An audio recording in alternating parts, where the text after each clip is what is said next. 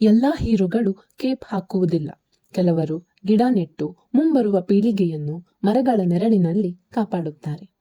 ಇದು ಸಾಲುಮರದ ತಿಮ್ಮಕ್ಕ ಅವರ ಕಥೆ. ಒಮ್ಮೆ ಬರಗಾಲ ಇದ್ದ ಜಾಗವನ್ನು ಜೀವಂತ ಅರಣ್ಯವನ್ನಾಗಿ ಮಾಡಿದ ಮಹಿಳೆ. ಸರಕಾರದ ಸಹಾಯವಿಲ್ಲದೆ, ಯಾವ ನಿರೀಕ್ಷೆಯನ್ನೂ ಇಡದೆ ಅವರು 385 ಆಲದ ಮರಗಳನ್ನು 4 ಕಿಮೀ ರಸ್ತೆಯುದ್ದಕ್ಕೂ ನೆಟ್ಟರು. ಅವರ ಬಳಿ ಹಣ ಇರಲಿಲ್ಲ, ಸಂಪನ್ಮೂಲಗಳಿರಲಿಲ್ಲ. ಆದರೆ ಅವರ ಮನಸ್ಸಿನಲ್ಲಿ ಇದ್ದದ್ದು ಲೋಕವನ್ನೇ ತೋಯಿಸುವಷ್ಟು ಪ್ರೀತಿ ಮತ್ತು ಹಠ.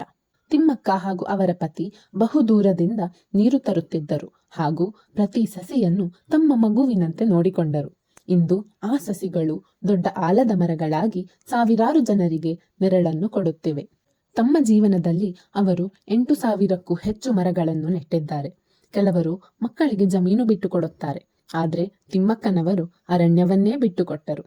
ಪರಿಸರದ ಹೀರೋಗಳನ್ನು ನಾನು ಯೋಚಿಸಿದಾಗ ದೊಡ್ಡ ಸಂಘಟನೆಗಳು, ದೊಡ್ಡ ಯೋಜನೆಗಳು ನೆನಪಿಗೆ ಬರುವುದಿಲ್ಲ. ನನಗೆ ನೆನಪಾಗೋದು ಒಬ್ಬ ಸಾಮಾನ್ಯ ಮಹಿಳೆ ಮತ್ತು ಅವರ ಅಸಾಮಾನ್ಯ ಹೃದಯ. ಈ ಕಥೆ ನಮಗೆ ನೆನಪಿಸುವುದು ಬದಲಾವಣೆ ದೊಡ್ಡ ಹೆಜ್ಜೆಗಳಿಂದ ಶುರುವಾಗುವುದಿಲ್ಲ. ಬದಲಾವಣೆ ಶುರುವಾಗುವುದು ಒಬ್ಬ ವ್ಯಕ್ತಿಯಿಂದ, ಒಂದು ಬೀಜದಿಂದ ಮತ್ತು ಒಂದು ಧೈರ್ಯದಿಂದ.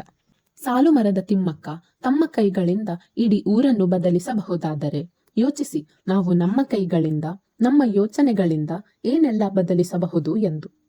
ಸಾಲುಮರದ ತಿಮ್ಮಕ್ಕ, ವೃಕ್ಷಮಾತೆ.